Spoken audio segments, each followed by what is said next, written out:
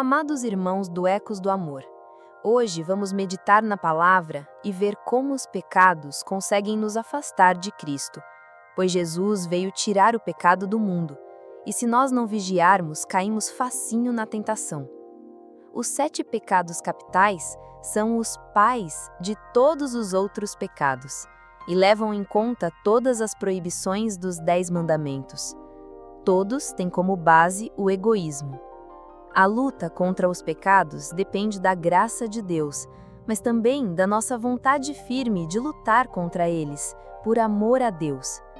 Santa Catarina de Sena afirmou: "É tão grande a liberdade humana que demônio ou criatura alguma pode obrigar alguém a fazer qualquer coisa contra sua vontade." Acabou a escravidão. O homem ficou livre por Cristo Jesus. Só Deus pode perdoar nossos pecados. Por isso enviou seu Filho amado como vítima de expiação por nós. Peçamos ao Espírito Santo que nos ilumine para que possamos vigiar sem cessar e que fiquemos livres das escolhas mal feitas. Agradeço pela sua presença aqui e se o meu conteúdo acrescenta algum valor à sua vida, por favor, deixe o seu like e se inscreva aqui no canal. Vamos meditar na palavra agora. Vamos começar pelo pior dos pecados capitais, a soberba. Foi ela que levou os anjos maus a se rebelarem contra Deus e levou Adão e Eva à desobediência mortal que feriu toda a humanidade. A soberba tem muitos filhos: orgulho, vaidade, exibicionismo, desejo de aparecer, arrogância, egolatria, autossuficiência, desprezo pelos outros, necessidade de aprovação e por aí vai. Quem está livre dessas armadilhas? O soberbo acredita mesmo que ele é a própria fonte de todos os seus dons e bens, esquecendo que tudo vem de Deus e é dom do alto. Nossa capacidade vem de Deus. Paulo diz em Romanos 12: "Não façam de si próprios uma opinião maior do que convém, mas um conceito razoável, modesto. E não vos deixeis levar pelo gosto das grandezas, se afeiçoem com as coisas modestas. Não sejais sábios aos vossos próprios olhos." Disse em Gálatas 6: "Quem pensa ser alguma coisa, não sendo nada, engana-se a si mesmo." Por outro lado, por ser o oposto da soberba, a humildade é a grande virtude a que mais caracterizou o próprio Jesus. Eu oro para que tenhamos humildade suficiente para rejeitar o espírito de soberba em nós. A avareza é o pecado da ganância, que Paulo chama de idolatria. Mortificai, pois, os vossos membros terrenos: fornicação, impureza, paixões, desejos maus, ganância e a avareza, que é idolatria. A razão do apóstolo Paulo classificar como idolatria o apego exagerado aos bens materiais é que esse pecado faz o homem amar essas coisas como a um Deus. Ele torna-se escravo da riqueza, deposita nela toda a sua segurança e não no Deus verdadeiro. Desde o princípio, Jesus alertou os discípulos sobre esse perigo. Já no Sermão da Montanha, ele disse: "Ninguém pode servir a 2 senhores, porque ou odiará a um e amará o outro, ou dedicar-se-á a um e desprezará o outro. Não podeis servir a Deus e à riqueza", diz em Mateus 6. Paulo diz que a raiz de todos os males é o amor ao dinheiro, em 1 Timóteo 6. Mas veja que o mal não é o dinheiro em si, mas o amor ao dinheiro em primeiro lugar. O primeiro lugar em nossa vida é Deus, que nos acrescenta de bênçãos. E se o amor ao dinheiro for desordenado, o ganancioso é capaz de cometer loucuras, fraudes, corrupção, enganos, suborno e crimes dos mais cruéis. Que Deus nos dê uma mente próspera e equilibrada, para que possamos enriquecer para ser bênção para nós e para os outros. O corpo não é para a impureza, mas para o Senhor, e o Senhor para o corpo. Deus que ressuscitou o Senhor, também nos ressuscitará a nós pelo seu poder. Fugir da fornicação. Qualquer outro pecado que o homem comete é fora do corpo, mas o impuro peca contra o seu próprio corpo. Diz em 1 Coríntios 6. Nossa geração talvez não esteja preparada para essa verdade de nosso Senhor, mas para nós que cremos na palavra, a aceitação dessa exortação deve ser natural. Vamos glorificar a Deus com nosso corpo, pois somos cidadãos dos céus. Nosso corpo é templo e sacrário do Espírito Santo. Jesus ensinou no Sermão da Montanha: todo aquele que lançar um olhar de cobiça para uma mulher já adulterou com ela em seu coração. São terríveis as consequências da vida promíscua, antes ou fora do casamento.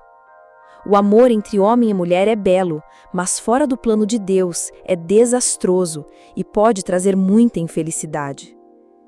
Invoquemos a força do Espírito Santo para nos fazer entender essa palavra de coração puro e longe das vontades apaixonadas, e declarar com alegria: meu corpo é sagrado e precioso para Deus. Você crê? Assim como o impulso sexual é forte no homem, o instinto da alimentação também o é. O comer e o beber exagerados desequilibram a vida e prejudicam a saúde. Gula é comer além do necessário para nutrir o corpo. Tudo o que comemos depois de já estarmos satisfeitos é uma forma de gula, às vezes grande, às vezes pequena. Será que o seu Deus é o seu ventre? O apóstolo Paulo ensinou aos Gálatas e aos Romanos que somente o Espírito Santo pode destruir as paixões em nós.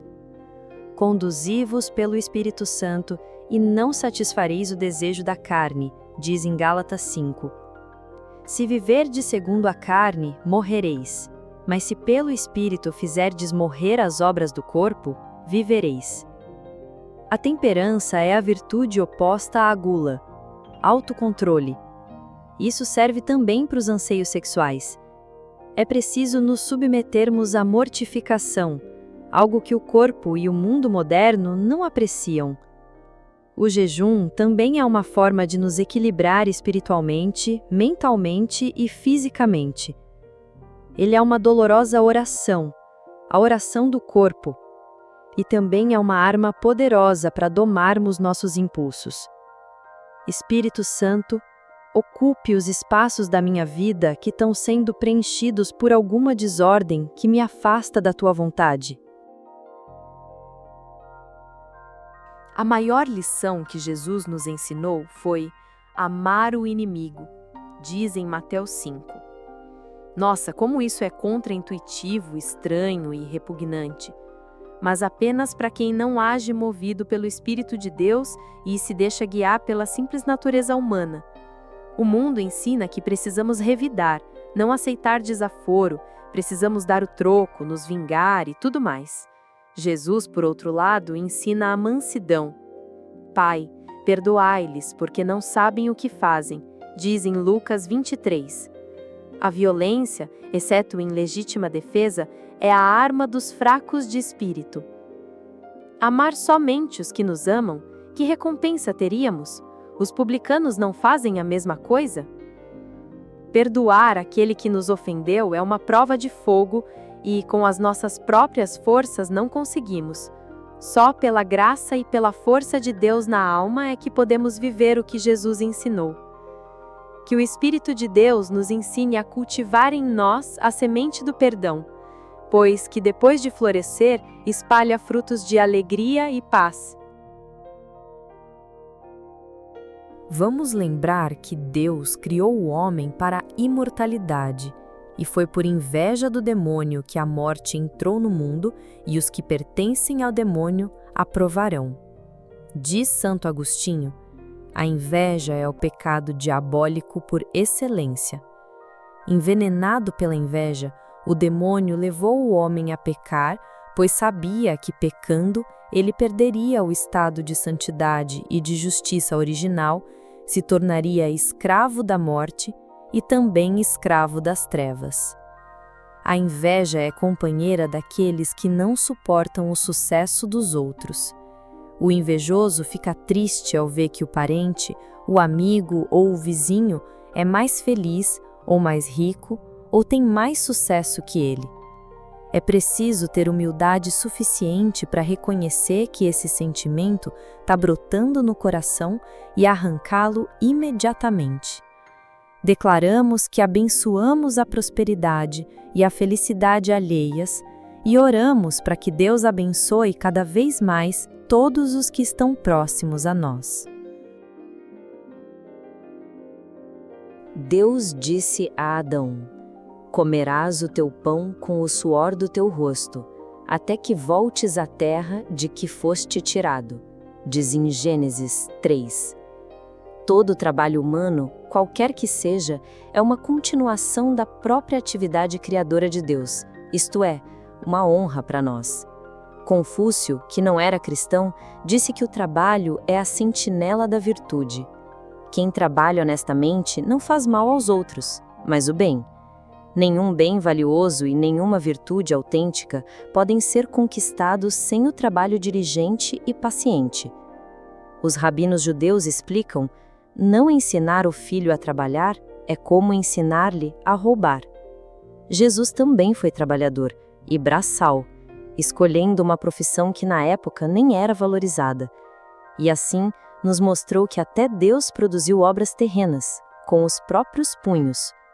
A preguiça nos impede de ver e vivenciar a grandeza das obras de nossas mãos. Não importa o que se faça, se é trabalho doméstico ou em uma empresa, se é braçal ou intelectual, se é homem ou mulher, não importa. O importante é que sejamos dedicados aos nossos afazeres com amor a Deus e aos outros que se beneficiam dos nossos dons e talentos. Deixe nos comentários o seu pedido de oração ou o seu agradecimento pelas bênçãos recebidas. Eu louvo a Deus pela sua vida, agradeço pela sua presença e te aguardo todos os dias. Deixe também o seu like, compartilhe essa mensagem com quem precisa e se inscreva no canal. Que Deus te abençoe e te guarde, que Ele te mostre a sua face e se compadeça de vós, que Ele volte para vós o seu olhar e te dê a sua paz. Amém.